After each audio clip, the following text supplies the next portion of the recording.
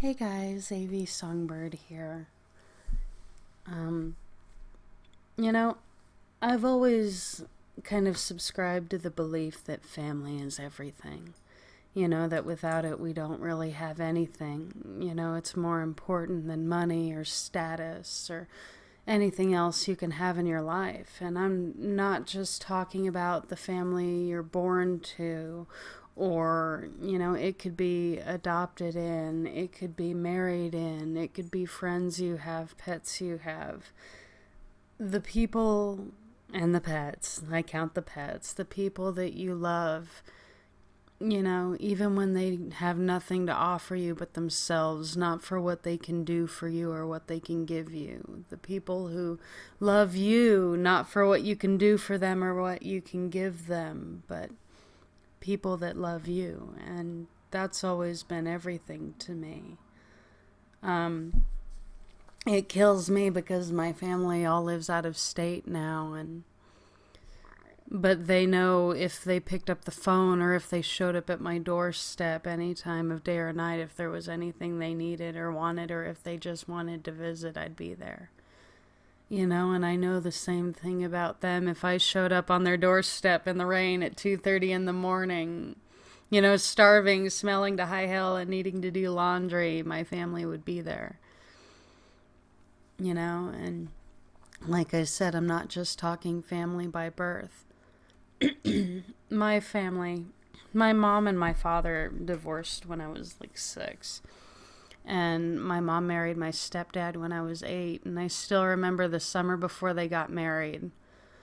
We went up north for the first time. My stepdad's actually from Oregon, and I don't call him my stepdad. He's my dad. But he's from Oregon, and we go up there, and I'm this little girl. I'm 8 years old. And I was terrified because I didn't know anyone in my dad's family. It was the first time I'd ever gone up to meet them. And we go up there and we meet these people, and it was cool. They opened the door and they hugged us immediately, and welcomed us in with open arms. And there was no judging. There was no coldness. It was just warmth and love. And they were good people from the start. They accepted us as family. And it's incredible the bonds you can form with people. Whether, you were born into their family or not. I love all my dad's family.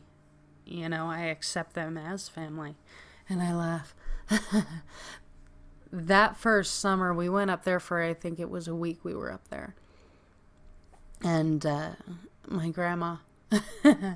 Oh my God, my grandma. This was one of the coolest women I've ever met in my entire life, okay? My dad's mom. She made her own bread from scratch. She had 7 kids, Catholic family, 7 kids, and she made her own bread from scratch. And I remember because her birthday was right around the 4th of July, the same weekend as 4th of July. So every year they'd have a family reunion. So the first year my dad takes us up there to go meet his family. It was during the reunion. So you can imagine why I was nervous, little 8-year-old chick, and all these people are around. The house was crowded. It was a little house, but I loved the house. And it was crowded with, all of grandma's kids and dad's brothers and sisters and their husbands and wives and all their kids and everything. And we show up there, and over the course of the weekend, I come walking into the kitchen, and there's bread in the oven. And Grandma comes in, she was doing laundry, and she pulled the bread out of the oven because the timer went off, and she put it on cooling racks on the kitchen table. Across the whole kitchen table, the damn kitchen smelled so good. And she went back out to finish doing laundry, right? The minute that door closed and she was outside doing laundry, I'm standing in the kitchen completely empty. It's just me and these hamburger buns, big ass homemade hamburger buns sitting on the cooling racks, right? That door closes. People swarmed in from everywhere. In through all the doors, right? And they grabbed the hamburger buns, cut them in half, slapped butter on them, and took off in all directions. It was like a flock of birds scattering. Everyone was just in and out. And I look down and like half the bread rolls on the table are missing, and I'm going, oh shit, I'm gonna get beat, right? Because I'm standing in the kitchen, my eyes are the size of saucers, and I'm going, oh shit. Because everyone was just in and out, just gone. All of a sudden the door opens from the back porch and Grandma comes walking in, and I'm stupid. I'm 8 years old. I'm standing there at the table, and I remember thinking, I'm gonna get my ass beaten. Just meant, Grandma, I'm gonna get my ass beat.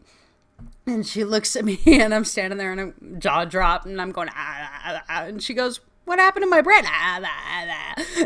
You know, trying to come up with something, but I can't lie to save my life. So, and I go, they did it. They came from everywhere. They did it. And she cracks up, and she goes, grabs a bread, and she cuts it in half, slaps butter on it, and she hands it to me, and I'm going, but, and she goes, it's all right, honey. They do it every time I make bread. I always make extra because I know they're going to do it. Go ahead and have one. And like I said, my mom and my dad hadn't even gotten married yet, and she was that warm. You know, it was just acceptance from the beginning. And oh my God, she had these blackberry bushes growing in her backyard. I used to go out there and raid those damn bushes, and one of my earlier memories from childhood is sitting in her kitchen eating the French vanilla ice cream. The first time I ever had French vanilla ice cream in my life, and I had French vanilla ice cream, and she put the blackberry preserves in it. Oh yeah. When it's still warm enough, it melts the ice cream into soup, and the blackberry jelly's so good you don't give a shit if it's soup, you just eat it anyway.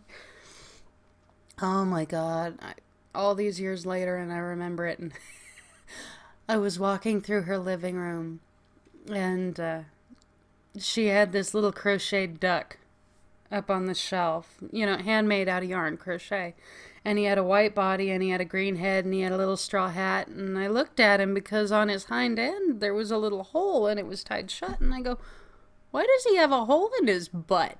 And she laughed, and she looked at me, and she goes, you fill him full of jelly beans, and when you squeeze him, he lays jelly bean eggs.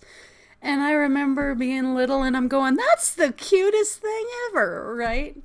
And then the week came and went, and I sat down with her, found out she was into jigsaw puzzles, had one on the table, so every night we'd sit and do jigsaw puzzles, and she loved card games the way I did, you know, and you bring any card game to her house, and within 24 hours, she would whip your ass at it. Any card game she came across. She loved cribbage. She loved finagle.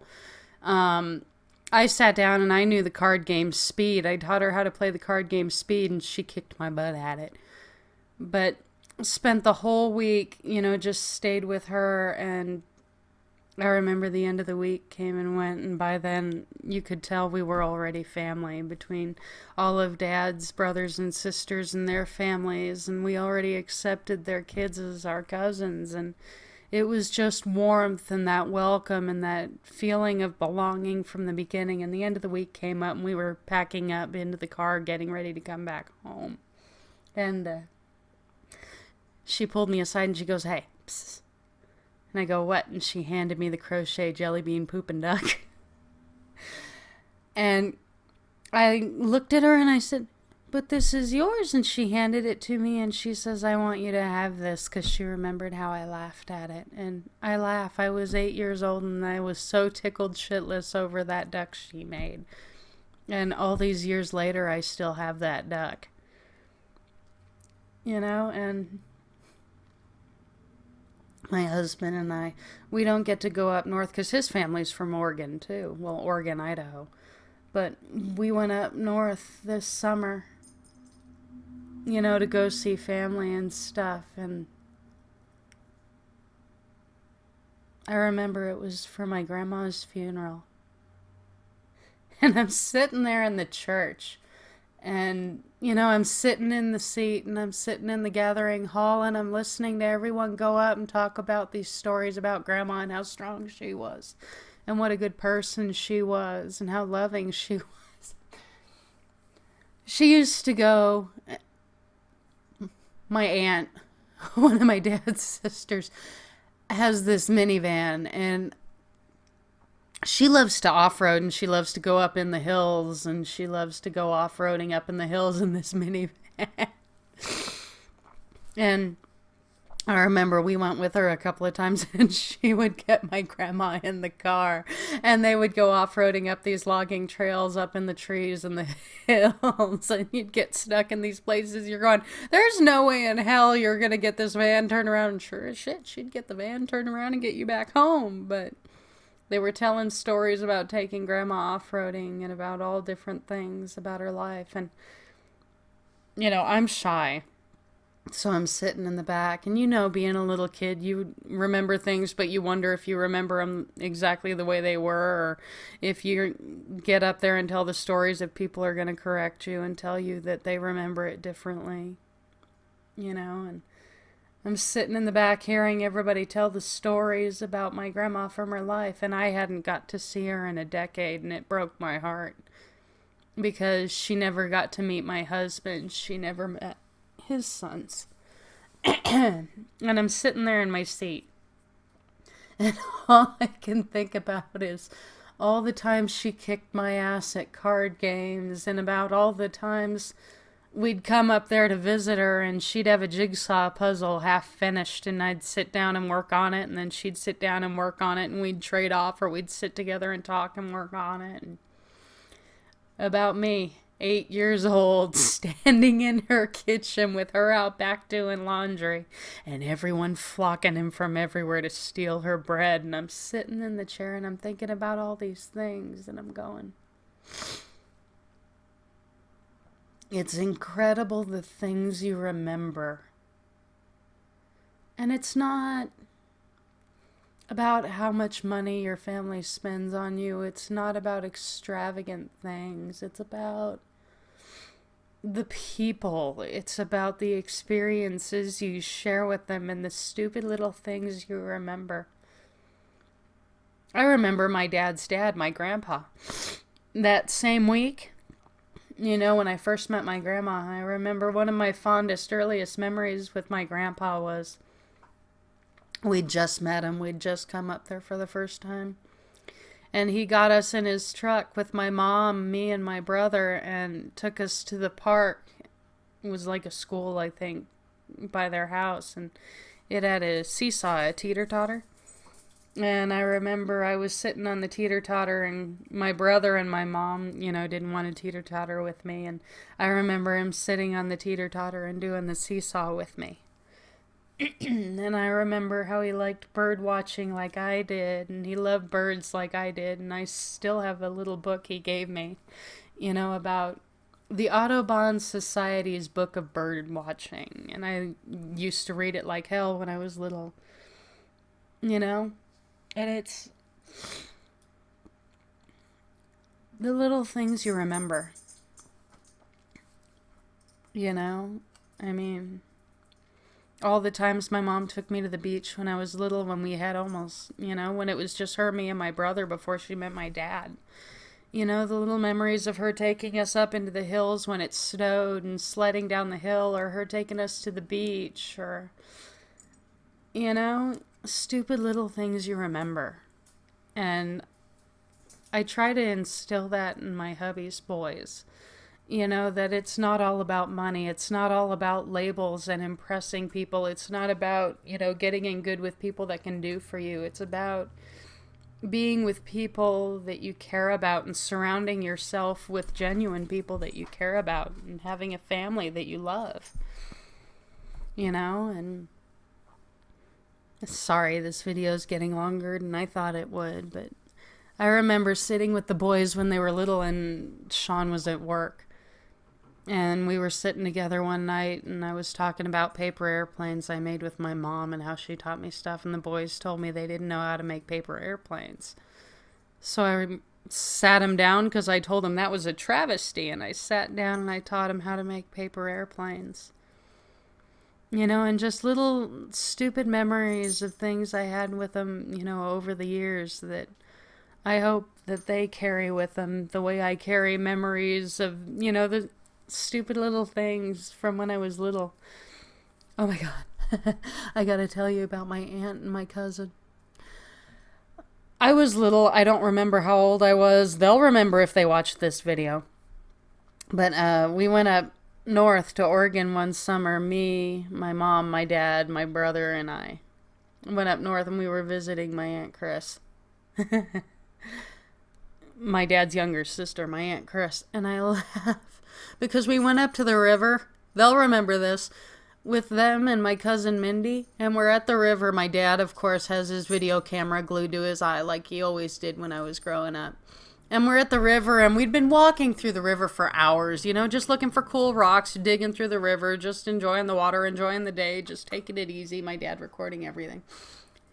And I'm trolling around through the water. I'm stupid. I'm a California girl. I don't know anything about being up in the hills, you know, like up in Oregon. And all of a sudden, my Aunt Chris looks down. She's by my brother, and she looks down in the water and goes, "Look, look, Chris." And my brother looks down and goes, "What?" And my Aunt Chris goes, "It's a crawdad." I'd never seen a crawdad before. They don't have them down here. And my brother screamed like you would not believe. He was itty bitty. Keep that in mind. Screamed to high hell. Girls would have been jealous of this one. And he climbed my aunt and was sitting on her arm, freaking out. And I'm up out of the water. I don't even think I touched the top of the water. I was out of the water. That's enough for me. It's got claws. I'm not in the water. And my Aunt Chris is chuckling like hell.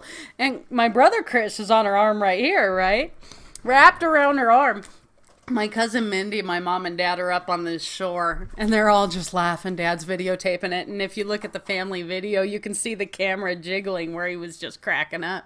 And my Aunt Chris is giggling, and she's lowering my brother closer to the water, bending over, going, "Look, look, he won't hurt you. He's little, he won't hurt you." And the lower she'd bend to lower him towards the water, the higher he'd climb on her arm, and the higher pitched his screams would get.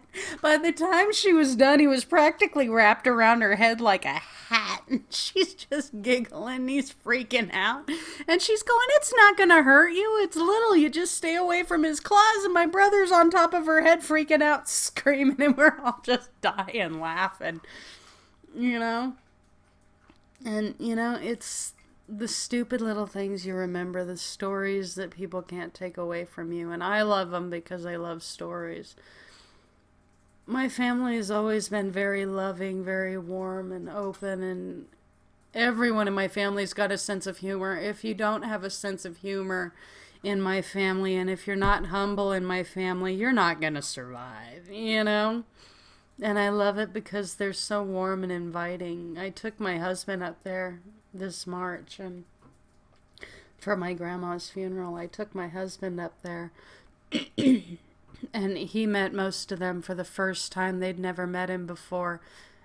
And they were so warm and welcome and inviting. And just, he was just accepted as family. And it surprised him. And it's one of those, that's the way it should be.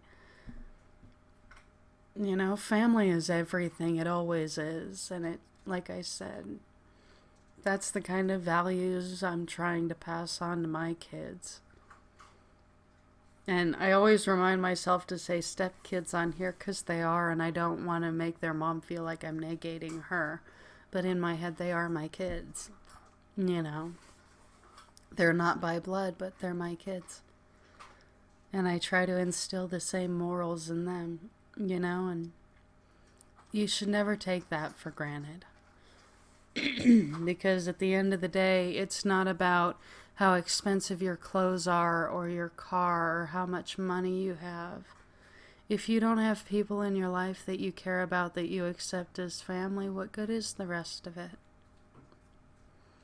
You know, you should surround yourself with people who keep you humble, who make you laugh, that you can share your life with, and that love you and care about you regardless.